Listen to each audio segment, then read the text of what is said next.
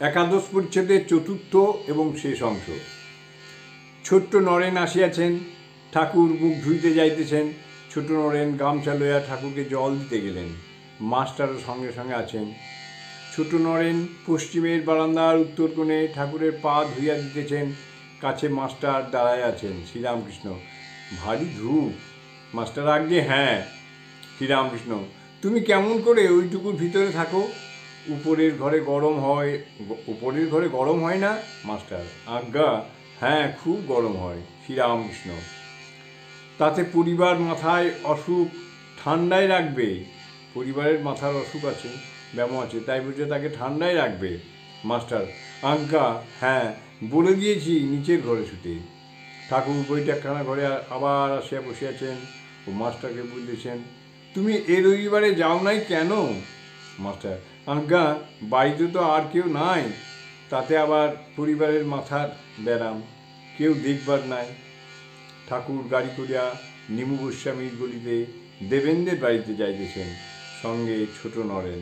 Master আরও দু একটি ভক্ত পূর্ণর কথা কইতেছেন, পূর্ণর জন্য ব্যাকুল হয়ে আছেন। শ্রীরামকৃষ্ণ মাস্টারের প্রতি: খুব আধার, তা না হলে ওর জন্য জপ করিয়ে নিলে, ও তো এসব কথা জানে না।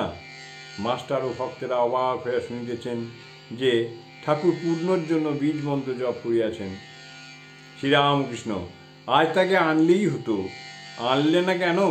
ছোট নরেনের হাসি দেখিয়া ঠাকুর ও ভক্তেরা সকলে হাসিতেছেন।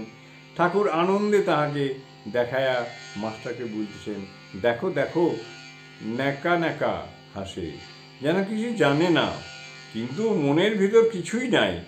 তিনটেই মনে নাই: জমিন, জরু, রূপেয়া। কামিনী কাঞ্চন মন থেকে একেবারে না গেলে ভগবান লাভ হয় না। ঠাকুর দেবেন্দ্রের বাড়িতে যাইতেছেন। দক্ষিণেশ্বরে দেবেন্দ্রকে একদিন বলিতেছিলেন, একদিন মনে করেছি তোমার বাড়িতে যাব। দেবেন্দ্র বলিয়াছিলেন, আমিও তাই বলবার জন্য আজ এসেছি। এই রবিবার যেতে হবে। ঠাকুর বলিলেন, কিন্তু তোমার আয় কম, বেশি লোক বলো না, আর গাড়ি ভাড়া বড় বেশি।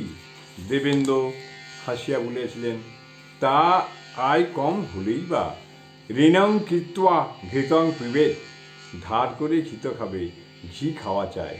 ঠাকুর এই কথা শুনে হাসিতে লাগলেন। হাসি আর থামে না।